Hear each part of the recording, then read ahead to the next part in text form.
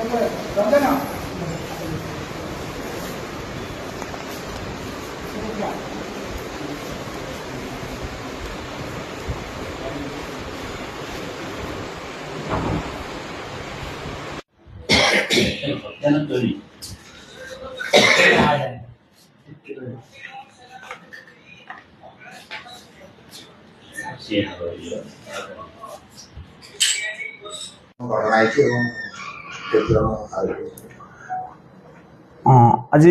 दिन गोटाए बेलू को भरतपुर थाना खबर आसला कि आमर शिक्षा और अनुसंधान विश्वविद्यालय कैंपस रो जनेक फोर्थ इयर स्टूडेंट को किडनैप कराई एवं किडनैप प्रतिबदल रे तांको किछि रैंसम किछि मुंड जमीन रखी अर्थ पाई दाबी करुथिले किछि आसामी।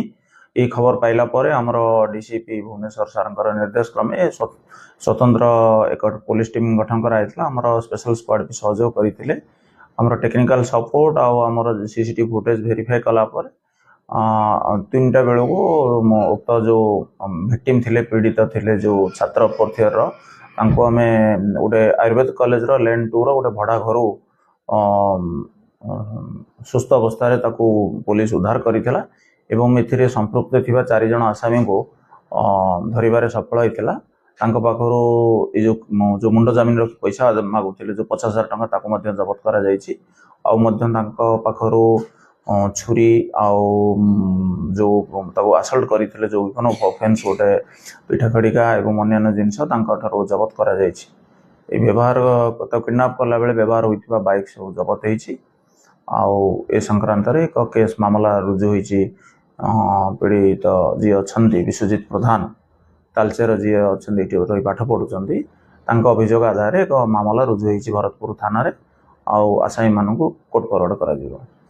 संपर्क कोन ना केवल टंका पई ही अपहरण करथि ना पूर्व एमान करते परिचय नहीं देखो ये जो वर्तमान तदंत जारी रही तथापि जी प्राथमिक भाव में जना पड़ी जो मैंने अपहरण करते से माने भी स्टूडेंट अच्छा से माने भी बीबीए एमबीए फार्मासी से माने भी पढ़ुंट विभिन्न इंस्टीट्यूट रे तांकर से माने गोटे ग्रुप करी आमर जी सब अच्छी लीडिंग इंस्टीट्यूट अच्छी भुवनेश्वर से मानकर पिला मानकर एडमिशन कराई किसी अर्थ उपार्जन करने सब सुजोग खोजती।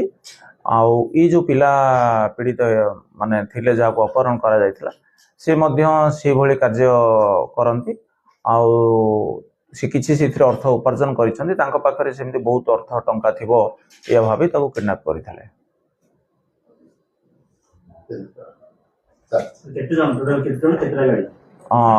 वर्तमान सुधा गोटे बाइक जब्त कराई 4 जण अरेस्ट होइचंती ए केस रे। एटा इथरे ताको असल्ट करिसंती बाडैचंती पीड़िता को जो विश्वजित प्रधान को आ चाकू देखै ताको धमकैथिले पैसा पाए नहीं सेमिति तार आघात किछि हेइनी ताको सेमिति विजिबल इंजरी किछि नाही ताको मेडिकल टेस्ट करिथिलु सेमिति से अक्षत अछंती।